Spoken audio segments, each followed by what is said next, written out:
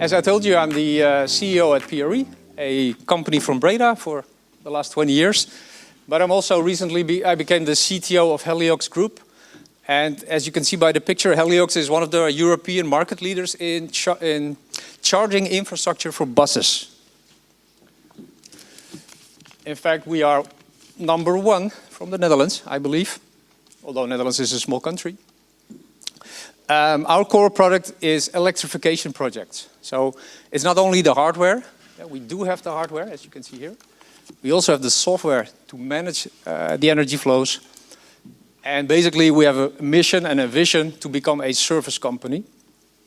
And these services, ideally, are about energy management and vehicle-to-grid. But it's a long road. So what do we charge typically? We charge buses, trucks, and cars. Some references. So this is nothing to do with vehicle-to-grid. This is old-school fast charging.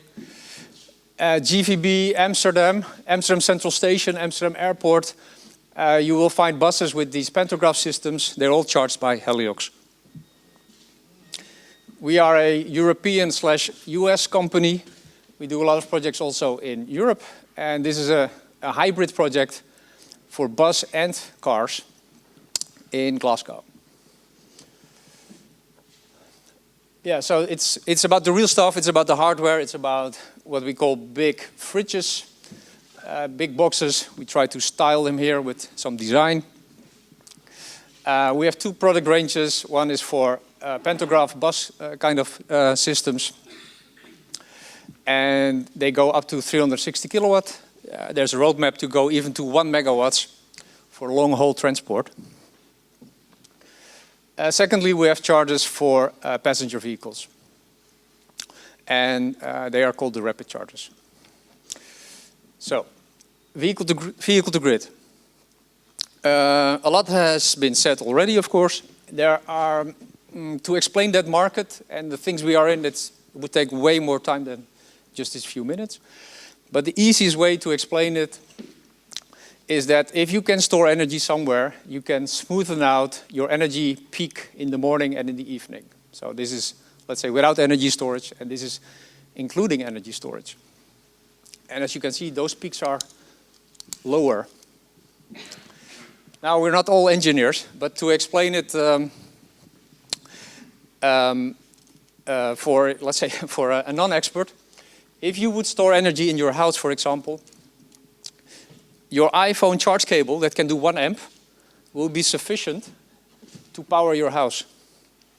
Nevertheless, if you open the switching board, the meterkast, you will find a system there that can do 10 amp continuously and probably 30 amps, so peak. So the whole system is basically oversized. And why is that? Because in the past, energy could not be stored.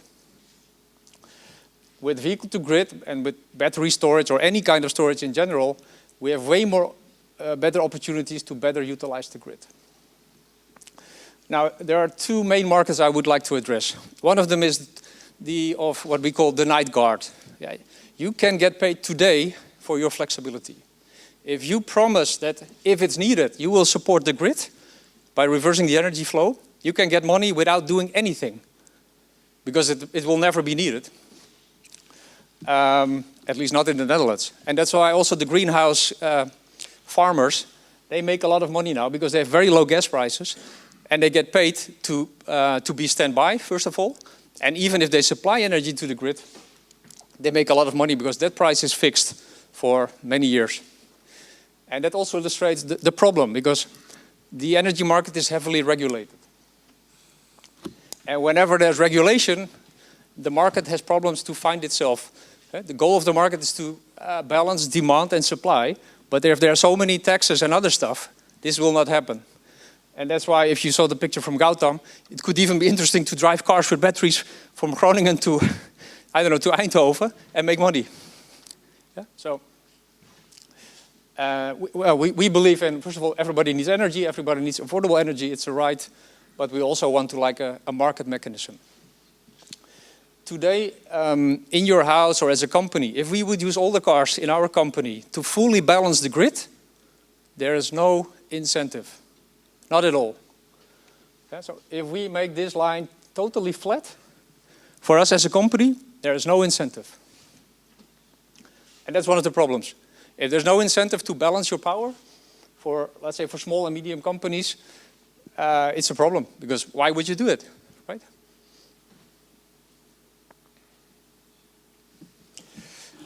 I told you our company is very ambitious. HELIOX has a roadmap. When we started 6 years ago, so this was after the iPhone was invented, charging was free. Everybody was just, looking at a car like, hey, this thing works, And nobody was thinking about being a charge point operator, for example. Now, every month, the news reaches us that we need more infrastructure. They want to spend, in the next 10 years, they want to spend more than in the past 50 years for infrastructure. So we talk about billions and billions of euros just for the Netherlands. As a result, smart charging becomes a big topic. Smart charging actually, in our vision, prevents problems or delays problems, but it's not really solving better utilization of the grid. The real deal is when you talk about bidirectional charging.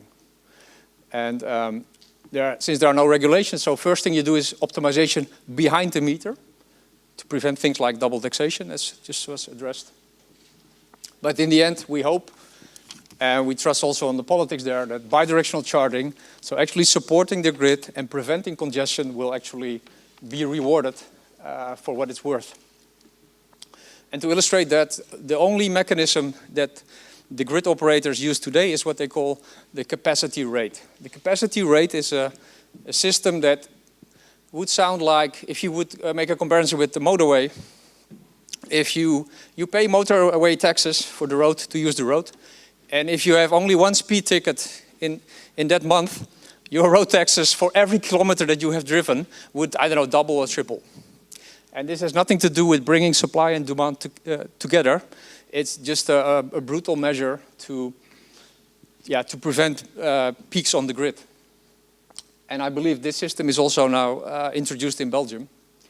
And that's all the energy companies can do right now. So as Vincent Evers said once, smart grids, smart meters, he said, my big puntje. This grid is extremely stupid. We can use it way, way better, but we have to think really differently. PRE has a lot of references in the V2G space. I've listed a few of them. Later, if you would click on this presentation, you will find links on the internet of all the projects we were involved. The picture here is the biggest project trial in V2G ever in the world. It's in the UK by OVO Energy. And you see here a screen copy of the energy bill. And you can see that the user is actually getting discount for vehicle-to-grid services. And this £60, £57 is only based on doing some stuff at night. But again, the potential is much bigger. We're also working internationally. So in the US, where the grid is really bad, and this capacity rate thing is also ongoing, there's a huge incentive for big users of energy to reduce the peak. And that is what we call vehicle to building. So it's also behind the meter. This picture was also shown in one of the previous presentations. So if you would contact one of our customers from our energy, they will try to explain to you all the benefits of vehicle to grid charging in the US. And all this company is only doing vehicle to grid. So they have no other business, no other interest. The only way forward for them is to do something with vehicle to grid. And this is the actual charger. So this is the last slide. So what is needed for vehicle to grid to happen? Try to make a checklist. Forgive me if I've forgotten something. You can address that because there will be also time for questions. Of course, we need vehicles that can charge bidirectionally. That sounds simple, but most of the vehicles are not. So as was stated by Johan, the Nissan vehicles they can do it limitlessly, but they are not, this standard will vanish in Europe. So who has to do something there? Well, it's the OEMs, right? But again, OEMs today are mostly focused on, how do I get my e-vehicle to the market? And they're not so much involved into vehicle to grid. Not yet. Secondly, you need a fleet, because one car from Mr. Smith will not do the job. But if you have a fleet that you fully own or fully control, and you have available power of at least 1 megawatt, it can be interesting. There's to calculate on the business case. And a good example are garbage trucks, or like I said, buses or other vehicles that combine a lot of power. Secondly, you need chargers, bidirectional chargers. At HELIOX, it's embedded in our system to work on that. But again, there are also other suppliers that can do that. You need a back office for the data, for the chargers. So within HELIOX, we have a service called ChargeSite. And most importantly, you need something what they call aggregation. Even a 1 megawatt or 2 megawatt site is just a drop in the ocean. You need to combine all these assets and bring them to the market. And that's what's typically done by an aggregator. Within HELIOX, we have a company called Recoy, and that's typically what they do. Collecting all the assets and bring them to the market as one controllable power source. But last but not least, we have to create an energy market that will actually reward this kind of services. Right now, the system is based on regulation. It's only based on punishment, and that's not going to make things happen. And then the big elephant in the room is congestion management. If you do a breakdown of the market, you will find 5, 6 business models. But a market for congestion management, really making a smart grid happen, that's still, I think, in a very immature state. And this is for politics. This is not for us engineers. And again, to understand the potential, we should invest in software, not in hardware. Yeah? Infrastructure, billions of dollars. The grid is powerful enough. The 1 amp versus the 30 amp that it can do, it's already oversized if you consider storage. And that was the last point. Okay. Yep. Thanks a lot, Menno.